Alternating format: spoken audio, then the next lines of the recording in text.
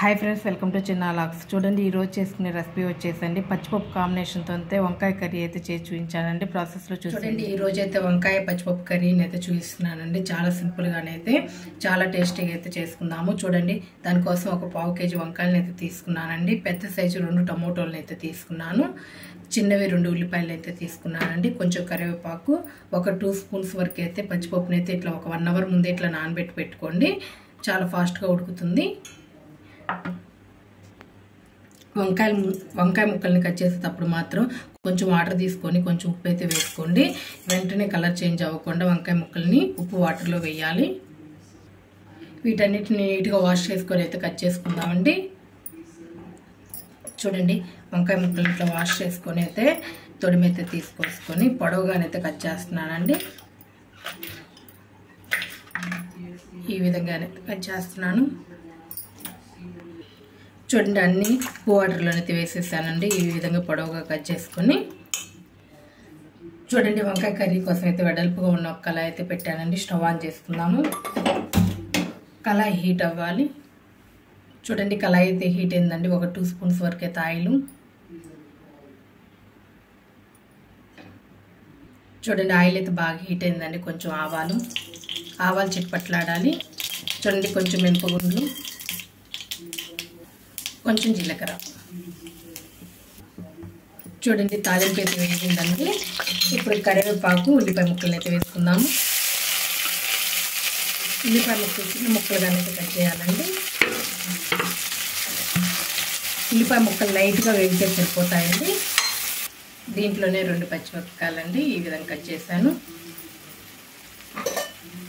కొంచెం సాల్ట్ అయితే వేసుకుందామండి. ఉల్లిపాయ ముక్కలు ఫాస్ట్గా లైట్గా వేగుతాయి. చూడండి, ఈ విధంగా లైట్గా వేగితే సరిపోతుందండి. ఇప్పుడు ఫ్రెష్గా అప్పటికప్పుడు దంచిన అల్లం వెల్లుల్లి పేస్ట్ అయితే వేస్తున్నాను. ఒక 1/2 స్పూన్ అండి. చూడండి, ఇది కూడా అల్లం వెల్లుల్లి పేస్ట్ మాత్రం పచ్చివాసన పోయేదాకా అయితే వేపాలండి. లేకపోతే కర్రీ మొత్తం అల్లం వెల్లుల్లి పేస్ట్ స్మెల్ వస్తుంది. అందుకు మంచిగా వేపుకోవాలి అల్లం వెల్లుల్లి పేస్ట్. చూడండి, అల్లం వెల్లుల్లి పేస్ట్ అయితే పచ్చివాసన పోయిందండి. మంచిగా వేగింది. ఇప్పుడు టమోటా ముక్కల్ని అయితే చిన్న చిన్న ముక్కలుగా కట్ చేసి పెట్టుకున్న టమోటా ముక్కల్ని అయితే వేసుకున్నాము. చూడండి, టమోటా ముక్కలు అయితే వేసామండి. ఇప్పుడు కట్ చేసి పెట్టుకున్న వంకాయ ముక్కలు కూడా వేసుకుందామండి, వాటర్ ఏమి రాకుండా. చూడండి, దీంట్లోనే పచ్చిపప్పును కూడా వేసుకుందామండి. వాటర్ మొత్తం ఉంపేసానండి. కొంచెం అయితే ఉప్పు వేసుకుందామండి. టేస్ట్ సరిపడా వేసుకోండి. ఒకవేళ సరిపోతే తర్వాత ఏం వేసుకుందామండి. చూడండి, మొత్తాన్ని ఆయిల్లో అయితే కొంచెం ఒక 5 మినిట్స్ వరకు అయితే మగ్గించాలండి. టమోటోలోంచి వాటర్ అయితే వస్తాయండి. తర్వాత అయితే వాటర్ పోసుకుందాం. ఫస్ట్ మగ్గివ్వాలి. సన్నం అంటే పెట్టుకోండి, సిమ్లోనే పెట్టుకోండి. హై ఫ్లేమ్లో అయితే పెట్టుకోవద్దండి. సిమ్లో పెట్టుకోవడం వల్ల కర్రీ అనేది చిన్నగా ఉడికితే చాలా చక్కగా అయితే చాలా టేస్టీగా రెడీ అవుతుంది. మధ్య మధ్యలో వేస్తే మూత వేస్తా కలుపుతా అయితే ఉండాలండి.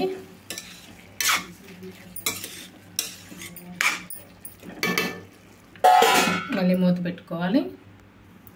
చూడండి, ఒక 5 నిమిషాలు ఈ విధంగా మగ్గించుకున్న తర్వాత ఇప్పుడు కారం, ఉప్పు, పసుపు అయితే వేసుకుందామండి 1 by 1. చూడండి, కొంచెం పసుపు. చూడండి, 1 స్పూన్ వరకు అయితే కారం, 1 స్పూన్ ధనియాల పొడి. ఆల్రెడీ ఉప్పు వేసుకున్నామండి. సరిపోతే లాస్ట్లో వేసుకుందాము. చూడండి, మొత్తాన్ని ఒకసారి కలుపుకొని మూత పెట్టుకొని అయితే ఉడికించుకోవాలి. చూడండి, ఇప్పుడు ఒకసారి చూద్దాము. దీంట్లో ఉన్న వాటర్ మొత్తం ఇంకిపోయాయండి. ఇప్పుడు మనం వాటర్ అయితే పోసుకుందాము. చూడండి, ఒక చిన్న గ్లాస్ వాటర్ అయితే సరిపోతాయండి.